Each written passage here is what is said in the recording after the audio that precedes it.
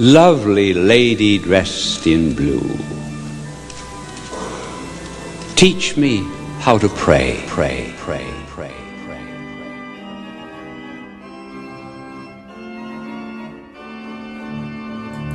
Muy buenas tardes tengan todos ustedes, bienvenidos a la tercera emisión de la Tradi Tertulia.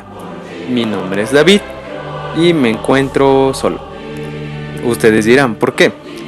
¿Por qué no se encuentra la señorita Raquel, el bienaventurado Ángelus o cualquier otra persona que forma parte de una boche o algún otro invitado? La razón es muy sencilla y de hecho es bastante buena, porque hoy 19 de febrero se realizará una Santa Misa Tridentina en Cholula. Entonces todo el equipo de una boche tiene que ir a asistir a preparar el templo, los acólitos, el altar y demás para que se pueda realizar este santo sacrificio incruento de Cristo. Pero bueno, aquí estoy yo para la emisión semanal de la Tradi Tertulia. Y el tema de hoy es uno que va bastante ligado al de la semana pasada, que fue tradicional contra tradicionalista. Y seguiremos en esta tendencia con el tema de hoy, que es la sede no está vacante. ¿Por qué digo que la sede no está vacante? Pues porque Francisco es legítimo y ya no necesitaría dar más explicación y aquí se acabaría el podcast. Pero hay muchas personas que a lo mejor dirán, pero el Papa a veces dice esto, o el Concilio Vaticano II esto. Bueno, justo este es el propósito de este podcast. Entonces empecemos. ¿Por qué el Papa es legítimo? Bueno, tiene varias razones. Una de las principales razones son los tres pilares de la Iglesia. Es la Biblia, la tradición y el magisterio de la Iglesia. Empecemos por la Biblia. La Biblia nos dice que Cristo estaba hablando con Simón y le dijo: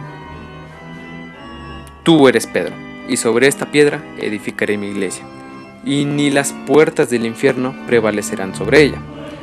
Entonces, Cristo le dio la potestad a Pedro para ser su vicario en la tierra.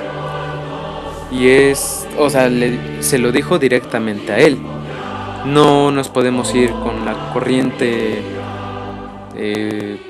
ortodoxa que nos dice que Cristo edificó su iglesia en la fe que tenía Pedro. Pero no, Cristo la edificó en Pedro mismo. Luego entonces viene la tradición.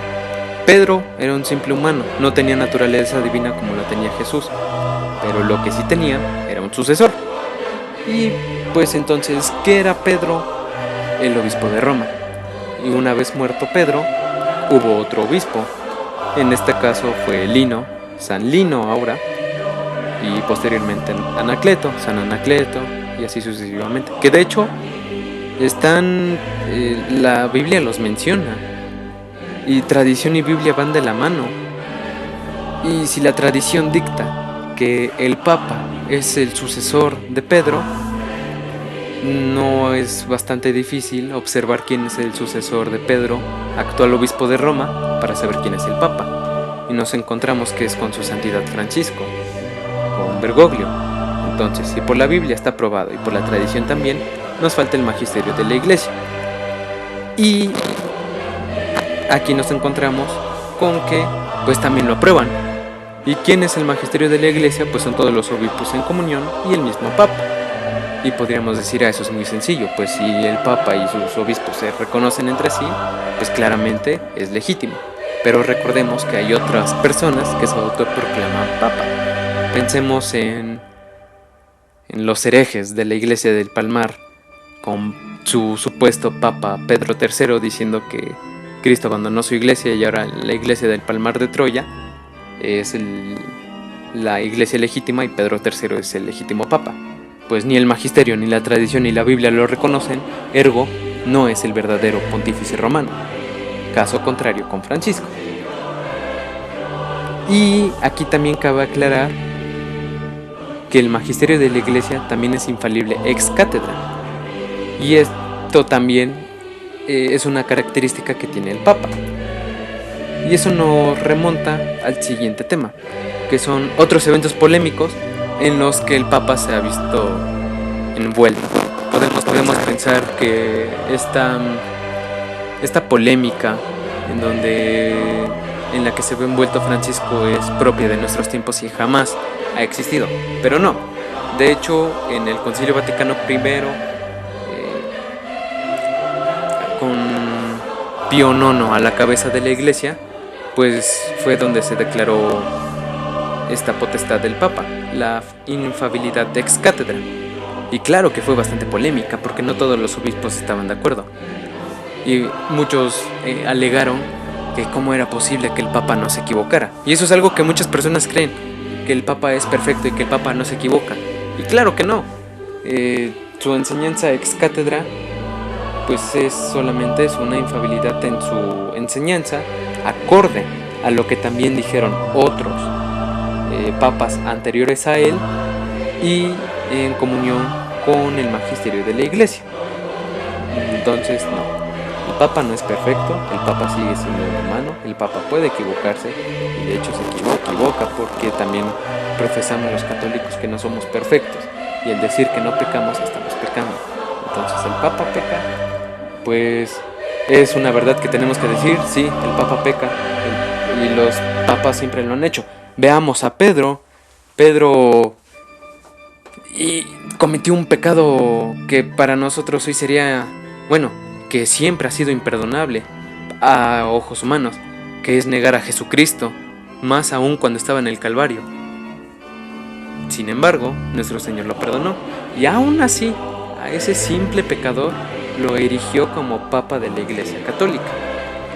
Y podemos decir, pero en esos momentos no se llamaba Iglesia Católica. Pues también nos podemos remontar a San Ignacio de Antioquía, que él ya como alumno de los apóstoles escribe que la Iglesia Católica existe. También podemos pensar en el Concilio de Trento, con Pío V a la cabeza de la Iglesia, en donde, de hecho, por eso se llama misa tridentina, porque fue la misa que no se inventó ahí, sino que Pío V la declaró como misa de todos los tiempos, pues hasta que se acabara el mundo. Y esto también fue bastante polémico. ¿Por qué? Porque Pío V retiró algunos ritos que no tenían bastante tiempo dentro de la iglesia. Entonces se hizo un compendio de todos los ritos para celebrar misa que tenían bastante tiempo llevándose, orquestándose, y pues esos fueron los que se quedaron. El más común es el que nosotros tenemos, el rito latino. Otro evento polémico en el que se vio envuelto el Papa en esos entonces, León IX, fue el cisma de 1054, donde se declaró por primera vez la primacía papal. O sea, que se reconocía al obispo de Roma como el obispo, sí, como el Papa de la Iglesia Católica. Principalmente los de la Iglesia de Oriente no estuvieron de acuerdo con esto e hicieron un cisma y pues básicamente ya no están en comunión con la Iglesia Católica. Se vieron envueltos estos papas, Pío IX, Pío V y León IX, en algunos escándalos y peleas. Sí, se vieron envueltos. ¿Por eso dejaron de ser papas? Claro que no. Pero más importante todavía que eso es el reconocimiento de Cristo. Porque como habíamos hablado en nuestro podcast anterior, Cristo no ha dejado la iglesia. Y Cristo nunca la abandonará.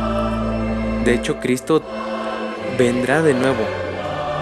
En su segunda venida descenderá desde los cielos de forma tan gloriosa que ya no se necesitará realizar ninguna misa. No se necesitará seguir con el sacrificio incruento de nuestro Señor Jesucristo para la salvación de los hombres, porque Él ya estará aquí. Y para eso entonces ya no será tiempo de arrepentimiento, ya no será tiempo de misericordia, será tiempo para su justicia. Entonces, ¿cómo sabemos que Cristo, que sigue, que por así decirlo, que Cristo reconoce a Francisco como papa? Pues por el simple hecho de que Cristo todavía no ha regresado y de que pues la iglesia sigue en pie, la iglesia sigue aquí, la iglesia la hacemos también los fieles, y no podemos decir que a través de todos los concilios que hemos hecho, que ha hecho la iglesia, el magisterio de la iglesia, a través de las enseñanzas de todos los papas, llámese Pío VII, Pío V, León III, Pío XI, Pío XII, el papa que ustedes quieran, pues nosotros seguimos aquí profesando esas mismas creencias, seguimos profesando aquello que nos enseñaron Pedro, Pablo, Santiago, aquello que fundamentaron los padres de la iglesia, San Ignacio de Antioquía y demás personas, demás santos que nos han dicho que Cristo está en su iglesia y Cristo no nos puede abandonar. Sería faltar a su palabra. Y déjenme decirles, pues Cristo es Dios. Diría, se me fue el nombre. ¿Cómo se me fue el nombre del doctor evangélico? Santo Tomás de Aquino. Hay 3 cosas que Dios no puede hacer: crear uno igual a Él, o sea, otro Dios, replicarse, duplicarse; pecar, Dios no puede pecar; y hacer un triángulo con más de 180 grados. Entonces, pues si Cristo no puede pecar, no puede fallar a su palabra, ¿cómo vamos a creer que ha dejado su iglesia? Eso es hasta herético. No puede dejar a su iglesia. Dicho todo esto, ¿el Papa es legítimo? Sí, pero no solo este Papa. Pensemos en aquel momento en que todo por así llamarlo, esta trifulca inició en el Concilio Vaticano II. ¿El Concilio Vaticano II es legítimo? Sí. Y Benedicto lo dice bien. No se puede separar, no puedo decir yo reconozco el Concilio de Trento, el Concilio Vaticano I, pero no reconozco el Concilio Vaticano II. Al contrario, reconozco al Concilio Vaticano II, que en su esencia trae consigo a todos los concilios anteriores, a todos los sínodos anteriores, a todos los magisterios anteriores, a todos los papas anteriores. Benedicto XVI también es legítimo. Juan Pablo II también es legítimo. Juan Pablo I también lo es. Juan XXIII. Pío XII.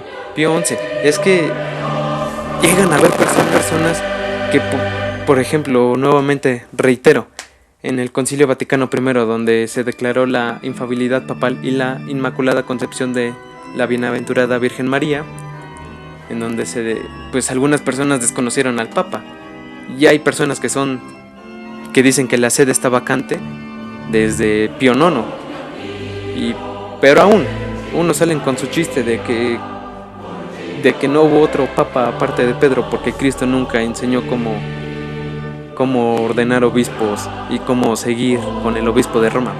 Pero claro que no todo viene dentro de la Biblia, y para eso existe la tradición, porque de hecho al principio de la iglesia no teníamos Biblia, lo que teníamos era la tradición, y la tradición es tan fuerte que solo ella bastó para que se fundara el magisterio y la Biblia, y luego entonces llegar hasta donde estamos hoy, que es en donde Francisco I es el pontífice romano y el Papa de la Iglesia Católica, con su magisterio y con sus enseñanzas. Muchas gracias por escucharnos, y bueno, unas recomendaciones o unos comentarios antes de que terminemos esta emisión. En primer lugar, muchas personas nos han dicho que no pudieron escuchar el segundo podcast que hemos subido a YouTube, ni siquiera cuando se metían al canal.